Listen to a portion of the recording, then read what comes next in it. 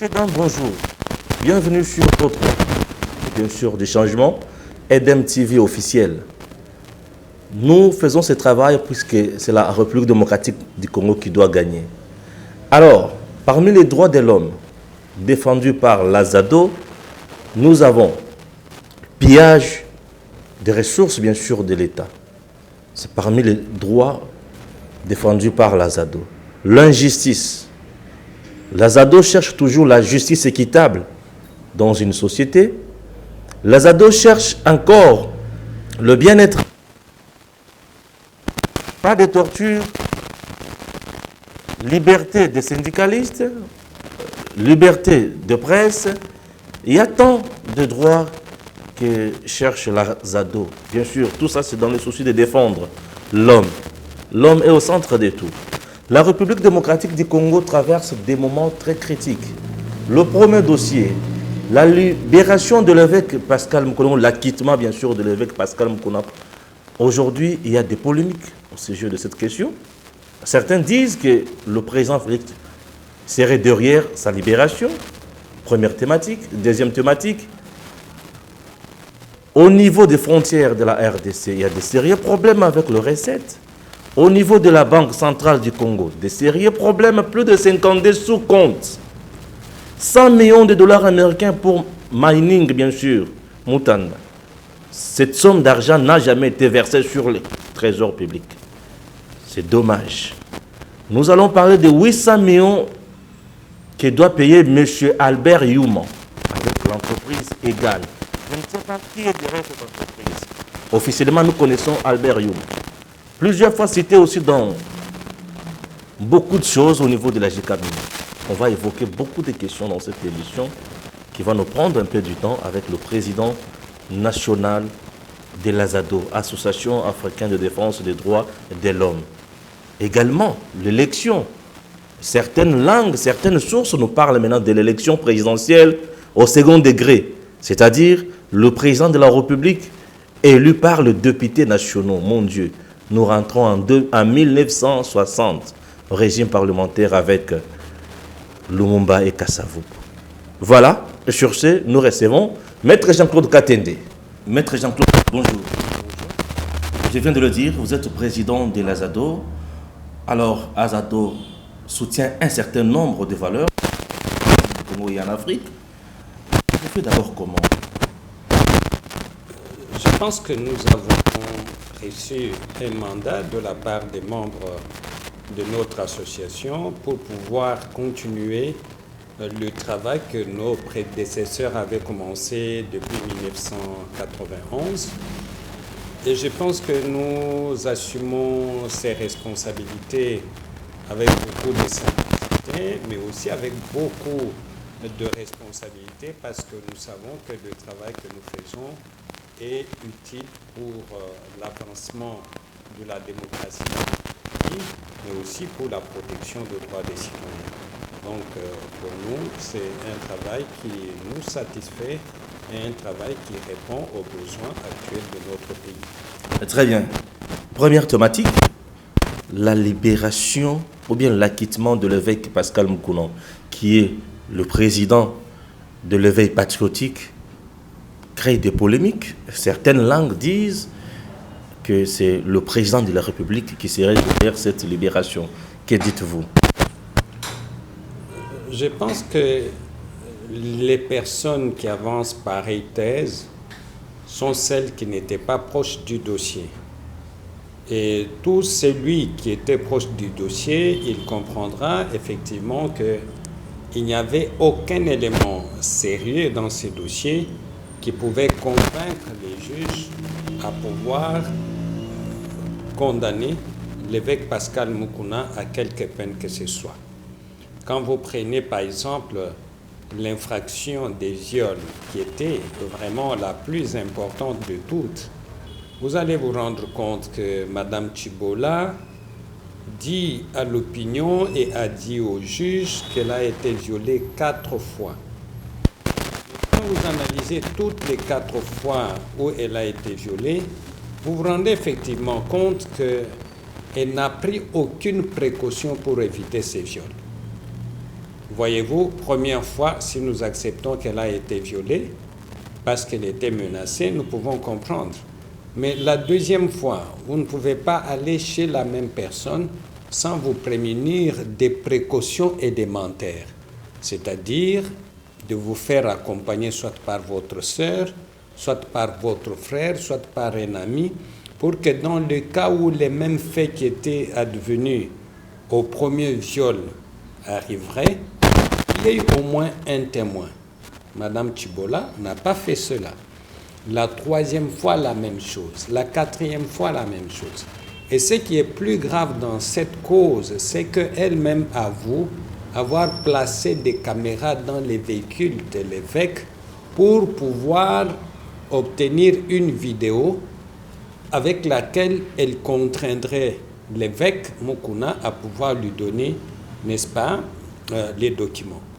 Si nous comprenons bien, nous pouvons nous dire que c'était un coup préparé par Madame Tchibola, parce qu'elle tenait à avoir cette vidéo. La vidéo d'ailleurs que nous contestons, parce que nous ne pensons pas que cette vidéo soit vraiment celle qui met en cause l'évêque Pascal Mukuna. Donc, si nous analysons ces déclarations, nous allons aboutir à la conclusion que c'est elle qui a monté le coup contre l'évêque Pascal Mukuna, et donc la victime n'est pas Madame Tchibola, mais c'est l'évêque Pascal Mukuna. C'est comme ça que les choses doivent être entendues. Et quand vous regardez tout ça, vous allez vous rendre compte qu'il n'y a absolument aucun élément qui pouvait convaincre les juges de condamner l'évêque Pascal Mukuna. En plus, tous les témoins que Madame Tchibola avait produits au tribunal étaient même entrés en contradiction avec elle. On réfutait certaines thèses avancées par Madame Tchibola. Si déjà vos propres témoins vous contredisent, or vous savez que les témoignages peuvent être retenus comme une preuve, mais si vos propres témoins vous contredisent, qu'est-ce que vous voulez que les juges puissent faire? Donc l'évêque Mukuna n'avait pas besoin de l'intervention du président de la République dans cette cause pour être acquitté. La cause elle-même, elle était facile, à part le fait que derrière cette femme, il y avait des forces politiques qui opéraient, qui tenaient à ce que l'évêque Pascal Mukuna soit maintenu en détention pour un objectif très simple, c'était de museler l'éveil patriotique pour toujours. Mais c'est un coup d'épée dans l'eau, parce qu'aujourd'hui, l'évêque Mukuna est chez lui.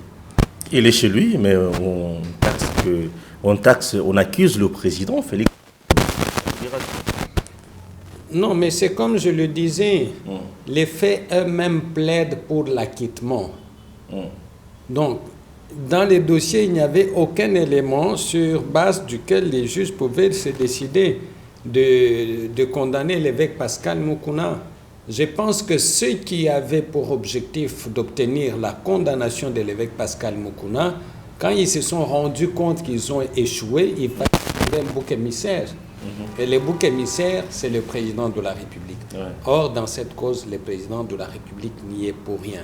Je pense que M. Félix Tshisekedi lutte pour un état de droit, et l'état de droit a pour un des éléments que la justice fonctionne de manière indépendante. Et c'est ce qui a été fait. Et nous, en tant que proches de l'évêque Pascal Mukuna, nous nous réjouissons de ça. Mais la partie Mamie Tchibola est allée en appel. Vous ne pensez pas que ça risque encore de changer ou de tourner en vinaigre? Nous ne les pensons pas. D'abord, je dois dire que le fait d'aller en appel, c'est le droit pour Madame Tchibola. Et ce droit est reconnu à tout justiciable qui n'est pas satisfait de la décision rendue par un tribunal. La Constitution lui donne le droit de faire un recours. Et c'est ce qui est fait. Le recours est possible, mais ce n'est pas le recours qui va changer les faits. Les faits resteront les mêmes.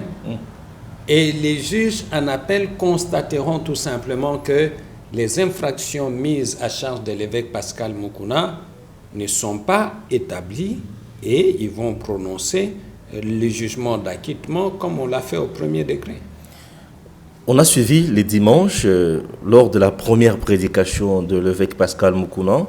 Aujourd'hui, on peut dire qu'il a double casquette. Il est évêque Pascal, bien sûr évêque de l'organisation ACK, et en même temps, il est aussi président de l'éveil patriotique. Tout mouvement et geste compte aujourd'hui. Et tout ce qu'il dit, ça compte, puisqu'il dit, quand il était en prison, il a vu, Dieu lui a montré que Joseph Kabila d'ici là sera arrêté au niveau de la CPI. On doit dire que c'est une prophétie ou c'est une façon tout simplement de se relancer dans... Je pense que quand nous avons entrepris la démarche de déposer notre dénonciation auprès du procureur général, près la Cour constitutionnelle, nous étions, nous, de par notre analyse, convaincus que les faits mis à charge de M. Joseph Kabila ne pouvaient pas échapper à la compétence de la CPI et que la CPI, mettant la main sur le président Joseph Kabila, ne le lâcherait pas, le condamnerait. D'abord, en tant que scientifique, nous pensons que ces faits sont des faits extrêmement graves, mais sont aussi des faits qui pourraient être établis dans les chefs de l'ancien président Joseph Kabila. Mais Dieu a-t-il parlé à l'évêque Pascal Mukuna? Moi, je n'étais pas présent quand Dieu lui a parlé, mais la conviction que j'ai personnellement est que si le président Kabila a fait certaines choses bonnes pour le Congo, en matière de respect des droits de l'homme, le président Kabila n'est pas un modèle. Et donc, les faits qui sont mis à charge pourraient conduire éventuellement à son arrestation et à sa mise à la disposition de la CPI. Avec l'arsenal juridique que nous avons dans notre pays, c'est un monsieur bien protégé par les lois. Je l'ai toujours dit, il n'y a que ceux qui ne lisent pas les lois de la République qui peuvent dire que le président Kabila est superbement protégé. Je vous dis que quand vous lisez la loi portant protection des anciens chefs d'État, vous allez voir à son article 9, il y a la possibilité de mettre en cause des anciens présidents, notamment pour les infractions contre la paix et contre la sécurité humaine.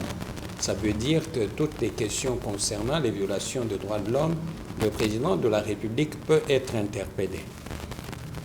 Je sais aussi que pour qu'il soit mis en cause, il faut que les 2/3 du Congrès se prononcent en sa faveur.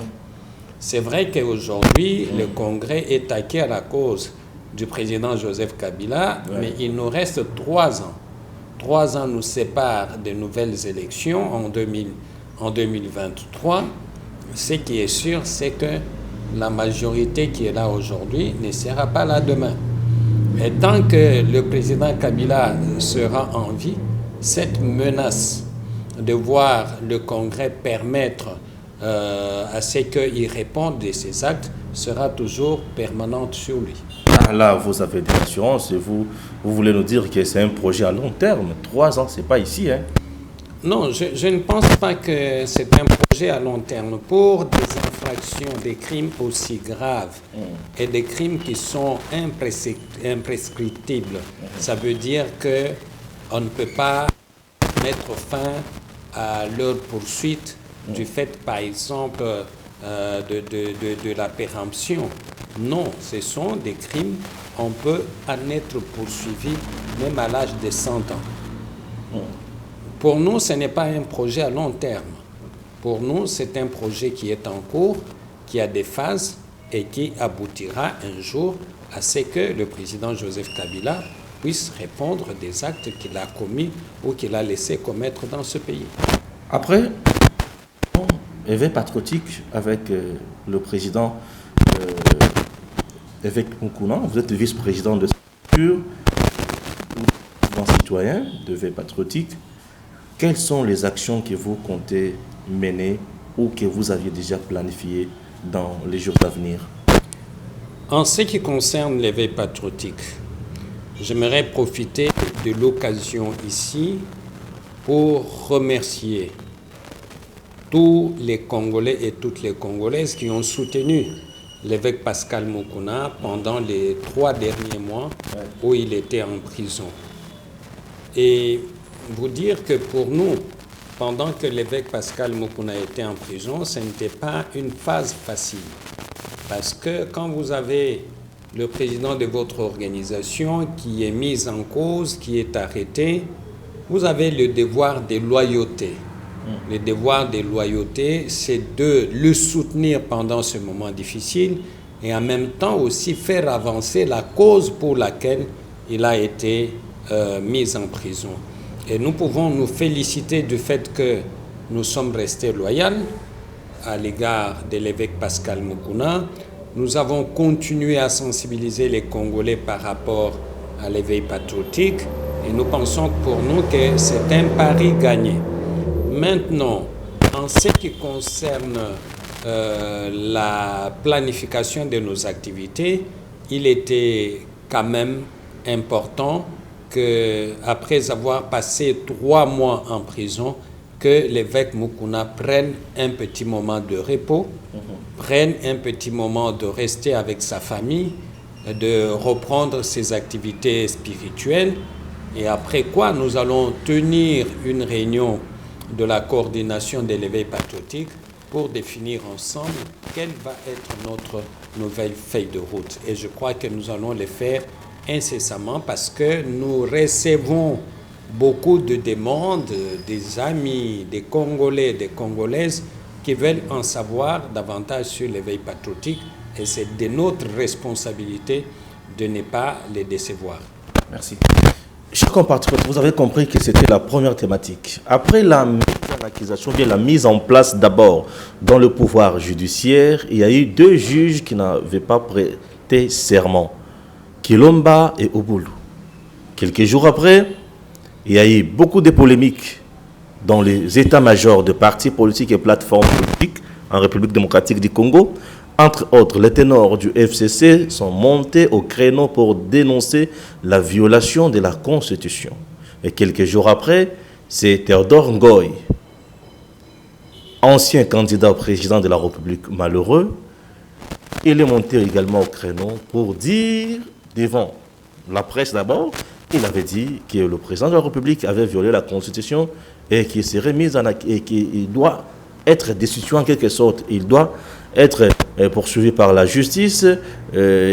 Théodore va saisir le Parlement. Bien sûr, un peu compliqué. Quelques jours après, c'est Martin Fayoulou qui emboîte les pas pour soutenir cette action. La première question, comment Maître trouve cette action? Ça, c'est la première préoccupation. La deuxième, aujourd'hui, c'est ce mercredi que les duos Théodore Ngoy et Martin Fayoulou sera au niveau du parquet. Pourquoi? Parce qu'il est invité là-bas. Ce n'est pas eux qui ont saisi le parquet, mais c'est le parquet qui s'est saisi de cette affaire. Ce qui est vrai, je ne suis pas juriste, mais je sais que les parquets souvent cherchent aussi les infractions. Oui, étant journaliste quand même et qui s'informe, je sais que le parquet cherche aussi les infractions. Est-ce que Martin Fayoulou et Théodore Ngoy ont-ils commis des infractions ou pas? Une préoccupation à laquelle Maître va encore nous répondre. La troisième préoccupation, toujours pendant cette thématique, est que Martin Fayoulou évoque maintenant l'article 64 dans son tweet du mardi, non, qu'est-ce que je peux dire, donc du lundi soir. Il évoque son tweet, il évoque l'article 64 dans un tweet où il dit que lorsque l'individu ou un groupe d'individus prend le peuple en otage ou le pays en otage, il doit être empêché par le peuple congolais. Nos politiciens veulent concrètement quoi? Maître, deuxième thématique, vous avez compris notre préoccupation numéro 1, la démarche de Théodore Ngoy et Martin Fayoulou. D'abord, comment vous la trouvez? Je voudrais profiter de votre micro pour dire d'abord que nous sommes en démocratie. Et je pense que le président de la République se bat pour que la République démocratique du Congo devienne un État de droit. Et un État de droit, c'est un État totalement ancré dans la démocratie. C'est aussi un État où la liberté d'expression est permise. Et donc, les citoyens, qu'ils soient du pouvoir, qu'ils soient les citoyens tout court, qu'ils soient de l'opposition, ont le droit de s'exprimer sur toute question qui se pose au sein de notre nation. C'est pour ça que M. Fayulu et M. Théodore Ngoï se sont exprimés sur cette question. Maintenant, est-ce que leur démarche est une démarche pertinente? Je dirais tout simplement que c'est une démarche qui est destinée à alimenter les débats politiques sans aucune pertinence pour moi. Pourquoi? Parce que d'abord, il faut retenir que le Congrès n'a aucun pouvoir pouvant lui permettre, n'est-ce pas, de se saisir des faits infractionnels qui seraient commis par le président de la République. Cette charge, n'est-ce pas, d'enclencher des poursuites contre le président de la République revient au procureur général près la Cour constitutionnelle. Très bien. Et le Congrès n'a que le pouvoir qui lui est reconnu par la Constitution quand il est saisi par le procureur général pour, n'est-ce pas, enclencher les poursuites contre le président de la République et en même temps aussi le mettre en cause. Donc tous ces pouvoirs, c'est reconnu au procureur général près la Cour constitutionnelle et à la Cour constitutionnelle. Donc si leur action est orientée vers le Congrès, je pense qu'ils font fausse route par rapport à ça et que pour moi, c'est un débat destiné tout simplement à alimenter la polémique politique. Maintenant, est-ce qu'ils sont interpellés au parquet par rapport à cette question? Ça, je ne sais pas le dire. Ce sont tout simplement des appréhensions. Il faut qu'on laisse M. Martin Fayulu et M. Théodore Ngoï à répondre à l'invitation, n'est-ce pas, du parquet général près la cour d'appel de la Gombe, et on leur dira quels sont les faits qui sont mis à leur charge, et en tant que respectueux de la démocratie, de l'état de droit, ils vont pouvoir fournir leurs informations et la justice évaluera si ces infractions, si ce qu'ils ont dit ou les choses qui leur sont reprochées sont des infractions ou pas. Donc voilà ma perception. Maintenant, quant à l'évocation de l'article 64 de la Constitution, je dis que M. Martin Fayulu doit pouvoir rester, n'est-ce pas, logique avec lui-même. Il a présenté un plan de sortie de crise. Et ce qu'on reproche à M. Martin Fayulu, c'est de ne pas rester constant dans sa démarche. Parce qu'aujourd'hui, il va faire une démarche avec M. Théodore Ngoï pour la destitution du président de la République. Le président de la République que lui, Martin Fayulu, ne reconnaît pas. En fait, s'il s'associe à cette démarche de destitution du président de la République, c'est qu'il connaît implicitement que ce n'est pas lui le président de la République, que c'est le président de la République, c'est M. Félix Tshisekedi. C'est quand même un aveu indirect du fait qu'il le reconnaît en tant que tel. Je dirais que M. Martin Fayulu et M. Muzito avaient toujours prédit du désordre au Congo, mais cela n'est pas arrivé. Voilà. Dieu merci. Et nous ne pensons pas que l'évocation par lui de l'article 64 de la Constitution, qui entre en contradiction avec son plan de sortie de crise, ne s'appliquera pas non plus. Parce que les Congolais n'ont pas besoin du désordre, les Congolais ont besoin des politiciens, qu'ils soient de la majorité comme de l'opposition qui travaillent pour que le pays se stabilise, pour que d'ici 3 ans, que nous puissions pas aller encore aux élections et trouver un autre président de la République qui pourrait être M. Félix Tshisekedi s'il est réélu ou s'il lui-même accepte de se représenter. Il peut aussi décider de faire un seul mandat. C'est sa volonté. Ou ça peut être un autre président. Il faut que le Congo avance. Les jeux politiques qui se mettent en place, je ne pense pas qu'il sera à la hauteur, n'est-ce pas, de mettre en échec ce qui est en train de se faire aujourd'hui. La dernière préoccupation, on a vu le secrétaire général de l'ECD, Barthélémy Martin Fayulu, et d'autres politiques commençaient à donner des messages du genre que la population doit être derrière Martin Fayulu pour aller l'accompagner au niveau du parquet. Est-ce qu'on peut dire aujourd'hui que cette invitation du parquet est une machination politique? Je ne pense pas. C'est pour ça que je dis que tout citoyen peut être interpellé. Cela ne veut pas dire qu'on va l'arrêter. Cela ne veut pas dire non plus qu'il a commis une infraction. Les faits pour lesquels M. Martin Fayulu et M. Théodore Ngoyi sont invités au parquet général ne sont pas encore connus. Très bien. On ne fait que des supputations. Qu'on laisse les deux Congolais aller se présenter à la justice et on nous dira pourquoi ils sont invités. Le fait de se faire accompagner, pour moi, ne pose aucun problème. Mais seulement, il faut que les uns et les autres respectent l'ordre public, respectent le droit des autres Congolais à ne pas participer à cette action-là et de le faire dans le cadre prescrit par la démocratie. Voilà, nous disons merci au président de l'Azado d'avoir répondu bien sûr à nos deux thématiques. Ça nous a fait énormément du bien. Chers compatriotes, merci.